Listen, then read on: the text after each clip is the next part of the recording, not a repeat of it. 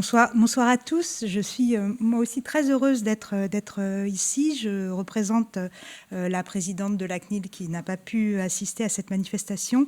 Et je suis heureuse et honorée d'être parmi vous aujourd'hui et d'ouvrir cette soirée du DPO et de pouvoir assister à la remise des prix. Alors, je le suis à un triple titre. D'abord parce que vice-présidente de la CNIL, je suis en plus du secteur européen chargée du secteur qu'on appelle les nouveaux outils de la conformité. Bon, ils ne sont plus très nouveaux maintenant depuis 2018. Et parmi ces nouveaux outils, même si les dépôts ne sont pas des outils, mais les DPO sont dans ce secteur des nouveaux outils de la conformité dont je m'occupe à la CNIL. À ce titre, j'ai participé à l'élaboration du guide pratique que vous avez sur le site de la CNIL, que vous connaissez, j'imagine.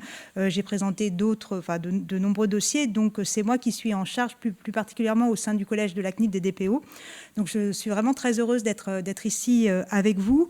Je suis très heureuse ensuite parce que je suis universitaire et que je crée et je dirige des diplômes, notamment pour former les DPO, mais aussi les étudiants depuis de nombreuses années. Et donc, à l'occasion de ces manifestations, j'ai toujours la joie de voir soit des anciens étudiants, soit des amis, soit des personnes que je connais depuis longtemps. Donc, c'est toujours un plaisir d'assister aux manifestations qui sont organisées pour les DPO.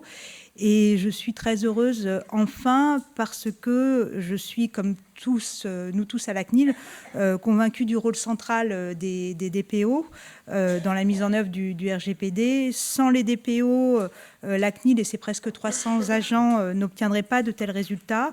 Les DPO sont évidemment des acteurs majeurs de la protection des données en France, et la CNIL compte sur votre engagement quotidien pour rendre effective la régulation des données.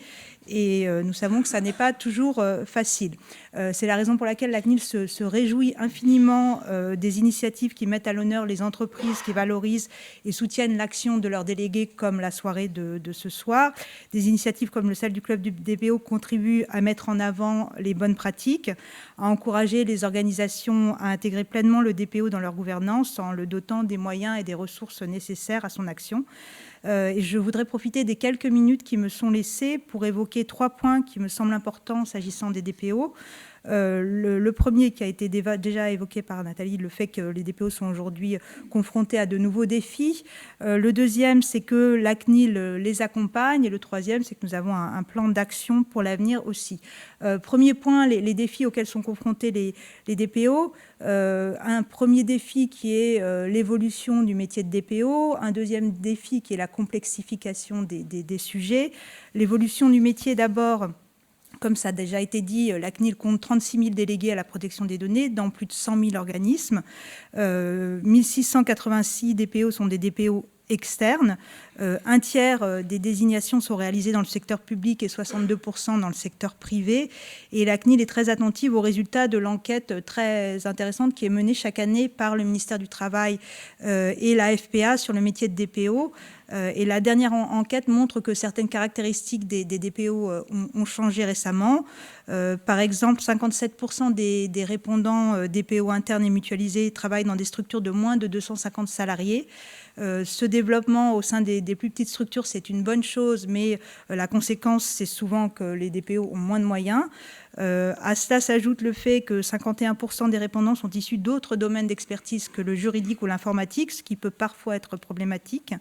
85% des répondants exercent à temps partiel, donc 61% consacrent moins de 25% de leur temps de travail aux missions du DPO.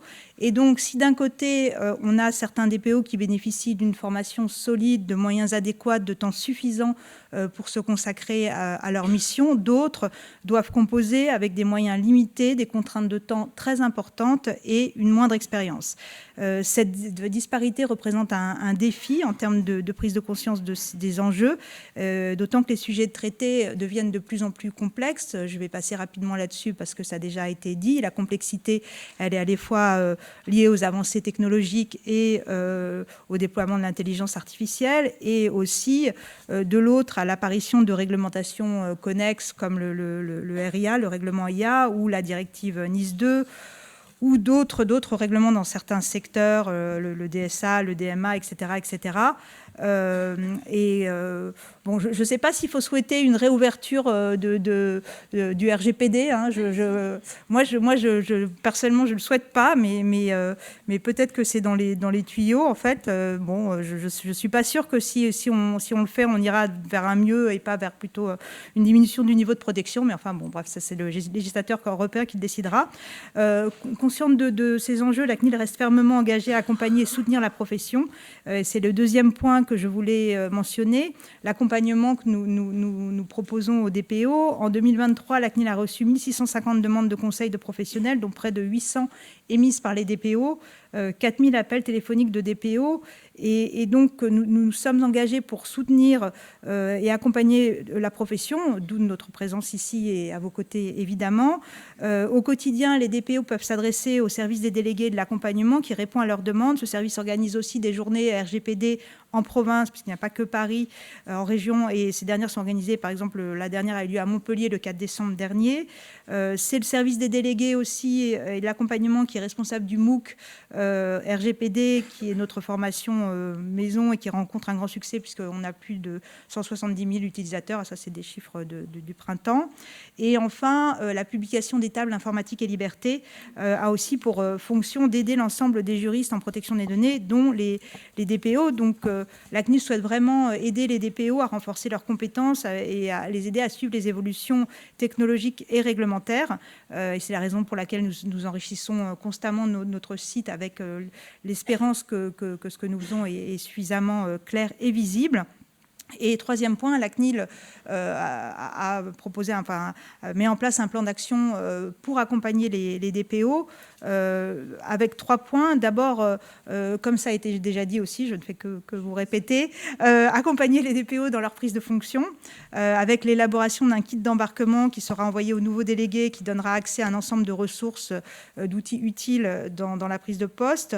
Comme vous l'avez dit, pour chaque nouvelle prise de fonction, envoi d'un mail visant à responsabiliser le responsable de traitement en lui rappelant le rôle du DPO, ses obligations vis-à-vis de ce dernier, moyens suffisants, absence de conflit d'intérêts, garantie d'indépendance, parce que nous le savons, à la CNIL, ce n'est pas toujours simple d'exercer le métier de DPO. Moi, j'enseigne et je dirigeais un M2 en apprentissage, et c'est le moment où les étudiants se rendent compte que les juristes ne sont pas nécessairement les bienvenus voilà, dans un certain nombre de réunions, et que c'est compliqué d'être vu comme la personne qui dit toujours non, c'est pas possible.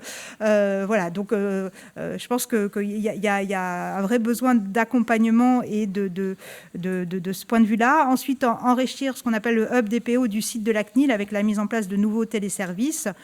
Et enfin, et ça c'est la partie peut-être la moins sympathique, c'est contrôler les non-désignations de DPO dans certains secteurs, à l'instar du contrôle des désignations opérées par les communes de plus de 25 000 habitants en 2021. Alors, il y a eu au niveau européen un plan d'action, le Common Enforcement Framework, sur les DPO. Alors, au niveau européen, ça donne lieu à des politiques très différentes au sein des pays. Certains font des contrôles, certains envoient des questionnaires, mais en tout cas, c'est une de nos priorités. C'est vrai que peut-être que vous, parfois, vous avez le sentiment qu'il n'y a pas beaucoup de sanctions sur la question des moyens dont disposent les DPO. Alors, c'est toujours un peu à double tranchant, ce type de sanctions. Il y a eu une sanction récemment dans le cadre de la procédure simplifiée, mais pas qui a fait l'objet d'une publicité, mais sous un mode mineur, c'est-à-dire qu'on parle juste du motif de la sanction qui était liée au fait que le DPO n'avait pas eu accès à certaines réunions et puis pas accès aux mails, et donc un problème dans les moyens au moins techniques qui sont mis à sa disposition. Donc bon, ça c'est sans doute une voie vers laquelle il faut qu'on se dirige de manière plus déterminée. En tout cas, moi que j'essaye de promouvoir chaque fois qu'on parle de la politique annuelle de contrôle. Après, je ne sais pas si les dépôts sont ravis de voir débarquer la CNIL, même si c'est pour contrôler les moyens des DPO. En conclusion, je suis convaincue du rôle fondamental et complémentaire que les associations de DPO ont à jouer pour façonner l'avenir de la profession, en fédérant les acteurs, en créant des espaces d'échange, de réflexion.